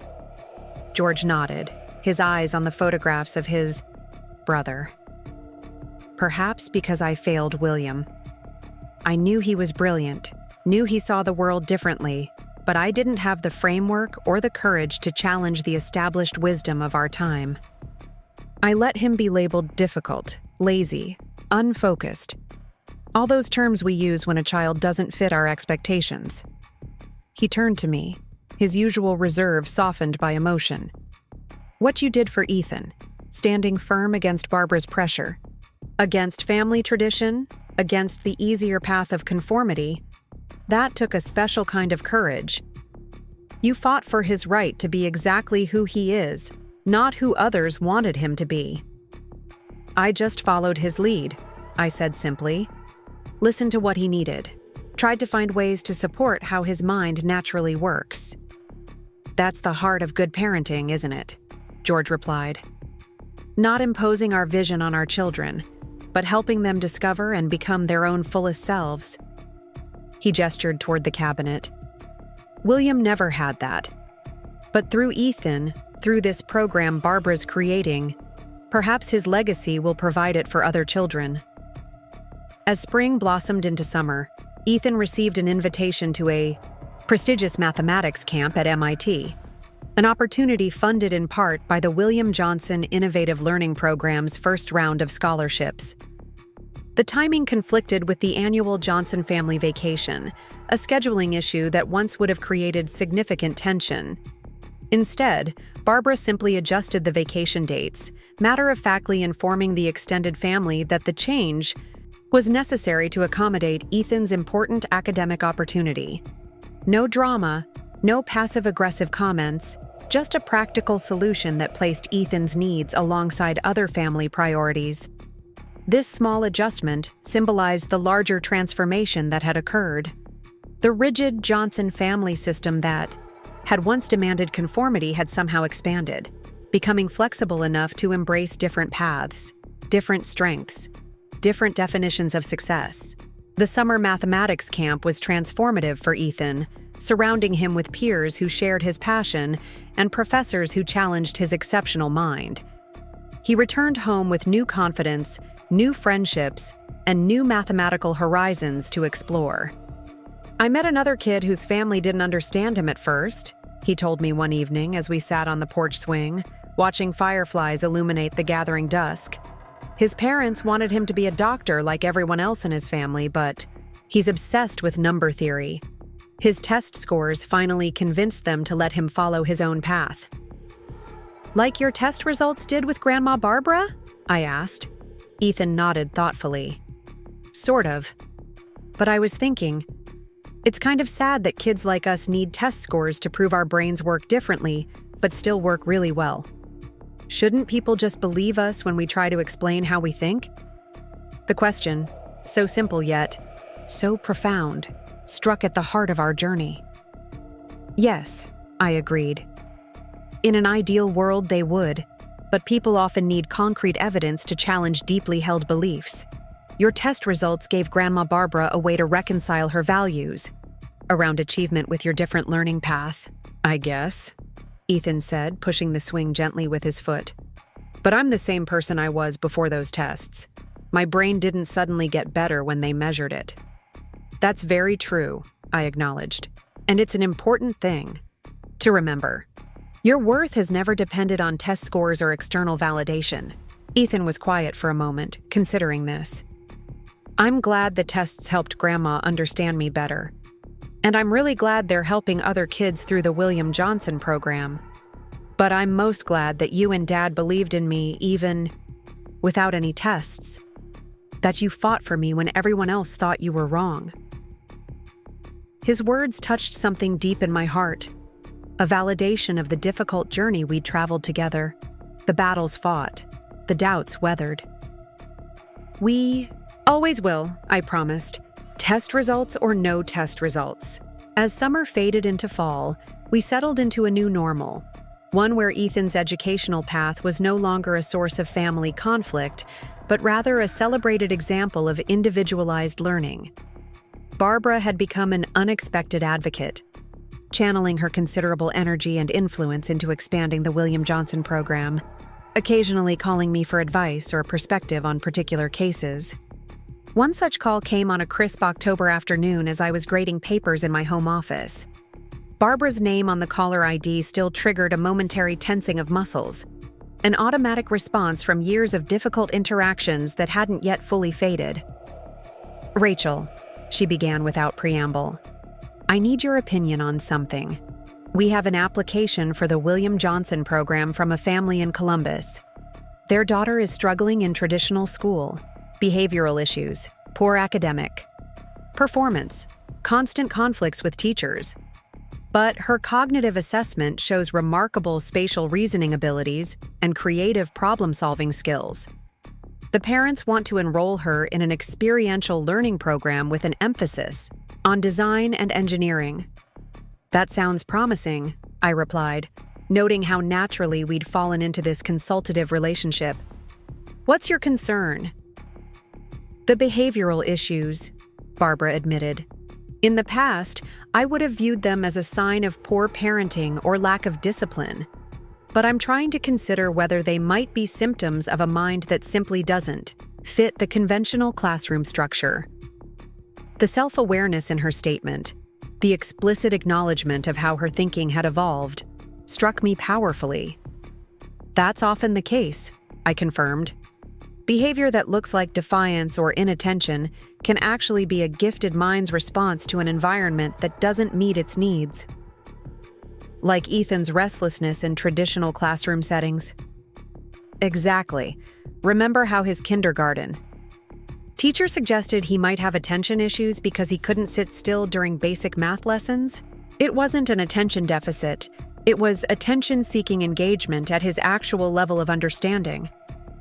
Barbara was quiet for a moment, and I could almost hear her reconsidering similar situations with other children in the family. "I'm inclined to approve the grant," she finally said. "With appropriate support and monitoring, of course." "I think that's the right call," I agreed. "You're giving this child a chance to flourish in an environment that recognizes her strengths rather than focusing on behaviors that might disappear when her real needs are met." After we hung up, I sat at my desk, marveling at the conversation we'd just had. Barbara Johnson, once the unyielding advocate of traditional education and conventional parenting, was now actively working to create opportunities for children who didn't fit the standard mold. The transformation seemed almost miraculous, yet I knew it had roots in something very concrete, seeing irrefutable evidence of Ethan's exceptional mind and the positive outcomes of our unconventional educational choices. That evening, as our family gathered for dinner, I shared the conversation with Tom and Ethan. "Mom's actually calling you for parenting advice?" Tom asked. His fork paused midway to his mouth. "The same woman who once told you that your permissive parenting style would ruin Ethan's chances for success?" I smiled at his astonishment. People can change, especially when presented with compelling evidence that challenges their beliefs. Your mother has always valued educational achievement. That hasn't changed. What's changed is her understanding of how that achievement might look for different kinds of minds. Ethan, listening intently, nodded his agreement. "Grandma told me something interesting when I was helping her review applications last weekend. She said she was grateful for her learning opportunity." He made air quotes around the phrase, I think she meant learning about different kinds of intelligence and education. Your grandmother said she was grateful for a learning opportunity? Tom repeated incredulously. The woman who once told me that her child-rearing methods were perfected after 3 children and required no adjustment? Our people surprise us, I said simply, especially when given the chance to grow beyond our expectations of them. It was a lesson we'd learned repeatedly throughout this journey, one that extended far beyond Ethan's test results or Barbara's. Evolution. The preconceptions and judgments we form about others, even those closest to us, are often as limiting as the boxes we try to place around different kinds of minds. The evening light filtered through our kitchen windows, illuminating Ethan's face as he described his latest mathematical explorations with Dr. Marquez. Watching him, confident, engaged, flourishing along his unique path, I felt a profound sense of peace. The struggle to defend our parenting choices had been worth every difficult moment, every confrontation, every doubt weathered along the way. But the greatest gift wasn't the validation that came from Ethan's test results or his academic achievements. It was the deeper understanding that had transformed our entire family system. The recognition that different does not mean deficient, that success has many faces, that the greatest parenting wisdom lies not in following predetermined paths, but in truly seeing and supporting the child you actually have, not the one you imagined or expected.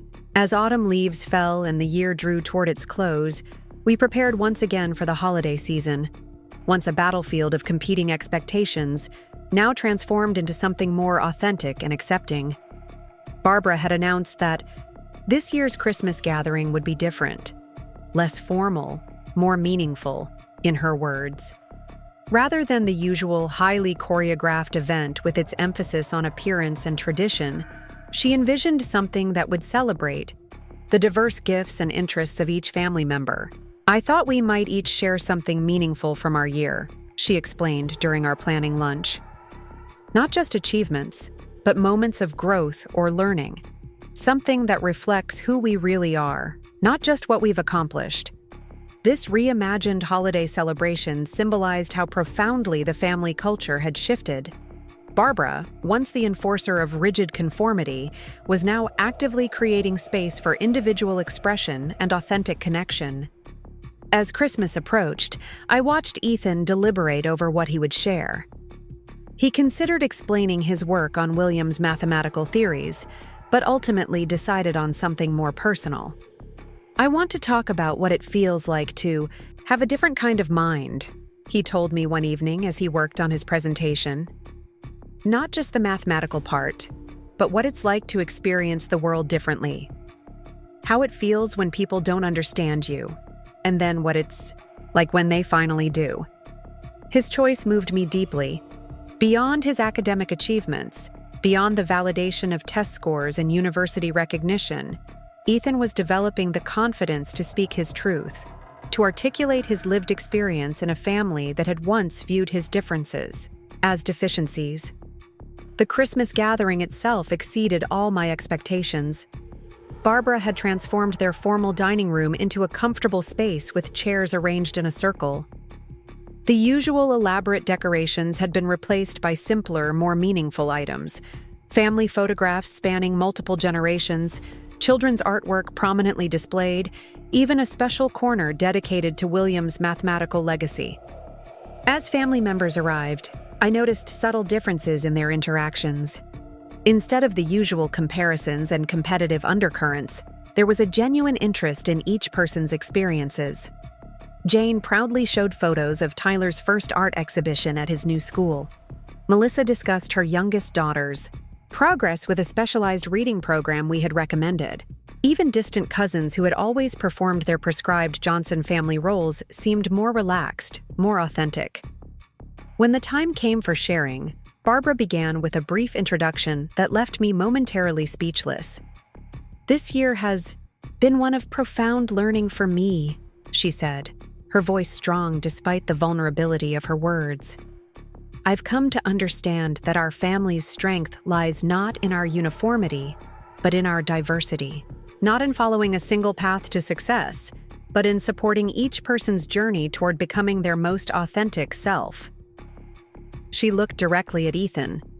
Some of you know that we've established the William Johnson Innovative Learning Program, named after George's brother, whose brilliant mathematical mind went largely unrecognized during his lifetime.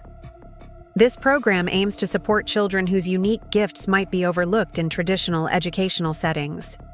She paused, her composed facade momentarily softening. This initiative was inspired by our grandson Ethan, whose journey has taught me that sometimes the greatest parenting wisdom comes from listening to the child in front of you, not adhering to rigid preconceptions about how children should learn and develop. The acknowledgement, public, unequivocal, and genuinely heartfelt, brought tears to my eyes. Tom reached for my hand, squeezing it tightly as his mother continued. "I'm learning to listen more and prescribe less," Barbara concluded. "To value questions as much as answers. To recognize that strong families are not built on everyone being the same, but on creating space for each person to be fully themselves." As the sharing continued around the circle, I was struck by the honesty and vulnerability that Barbara's opening had invited. Instead of the usual recitation of achievements, family members spoke of challenges overcome, lessons learned, moments of personal growth. Emily discussed her decision to pursue environmental science instead of the business degree her parents had expected. Jacob revealed his struggles with anxiety despite his outward success. Even Tom's usually reserved brother-in-law shared his mid-career pivot toward teaching, following years in corporate law. When Ethan's turn came, he stood with quiet confidence, holding a journal similar to William's notebooks. "This year, I learned something important about belonging," he began, his voice steady despite the attention focused on him. "All my life, I've felt different, like my brain was wired in a way that made it hard for me to fit in with most people. I could understand complex mathematical concepts, but couldn't always understand social cues. I could lose myself for hours in theoretical physics, but would get overwhelmed by loud noises or crowded spaces." He glanced at Barbara, then back to his journal. "For a long time, I thought these differences were problems that needed to be fixed. I tried to hide the ways my mind works, to seem more normal.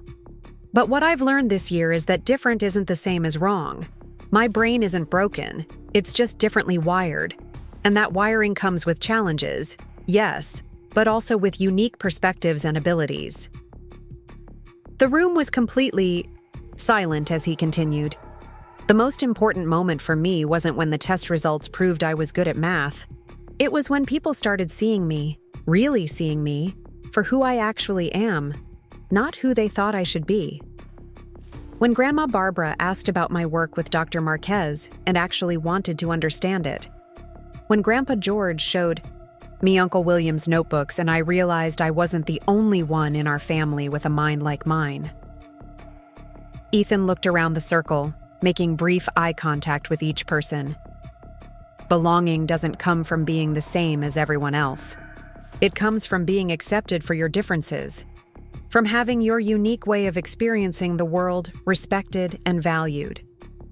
As he returned to his seat, I noticed Barbara discreetly wiping a tear from her cheek, an unprecedented display of emotion from a woman who prided herself on composure in all circumstances. George reached over and took her hand, a simple gesture that spoke volumes about their own journey of understanding. The remainder of the holiday season unfolded with a new authenticity. The traditional activities, gift exchanges, family meals, photo opportunities remained, but the spirit animating them had fundamentally changed. What had once been performances of family unity became genuine expressions of connection across differences. On Christmas morning, as we gathered in Barbara and George's living room to open gifts, I noticed a small package that Barbara handed personally to Ethan. Her expression as he unwrapped it was uncharacteristically anxious, almost hesitant. Inside was a small wooden box with the Johnson family crest engraved on its lid. When Ethan opened it, he found an elegant fountain pen nestled in velvet. "It was William's," Barbara explained softly. "George found it among his papers. I thought you should have it, for your mathematical journals." Ethan held the pen carefully, reverently, understanding the significance of this gift far beyond its material value. This was Barbara's most profound acknowledgement, passing a family heirloom not to emphasize connection to the approved Johnson legacy, but to honor a different kind of inheritance, one that had previously been hidden away like a family secret. "Thank you," Ethan said simply, but the emotion in his voice conveyed everything that didn't need to be spoken aloud. Barbara nodded, a moment of perfect understanding passing between grandmother and grandson. Watching Barbara interact with Ethan, now, a year after those test results changed everything, still feels surreal. Today, she's hosting a celebration for the William Johnson Innovative Learning Program's first anniversary, a foundation she created in honor of George's misunderstood brother to help children whose minds work differently. When Barbara stands to make her speech, she places her hand on Ethan's shoulder with genuine pride. "This program exists because one brave boy and his determined mother showed our family that different doesn't mean deficient." Her eyes meet mine across the room, and in that moment, I understand that the true validation wasn't in the test scores that impressed everyone. It was in finally being seen, truly seen, for the choices we made and the wisdom of following Ethan's lead rather than forcing him to conform.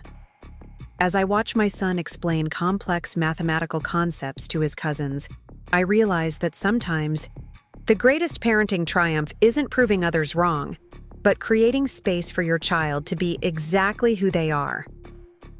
Up next, you've got 2 more standout stories right on your screen. If this one hit the mark, you won't want to pass these. Just click and check them out!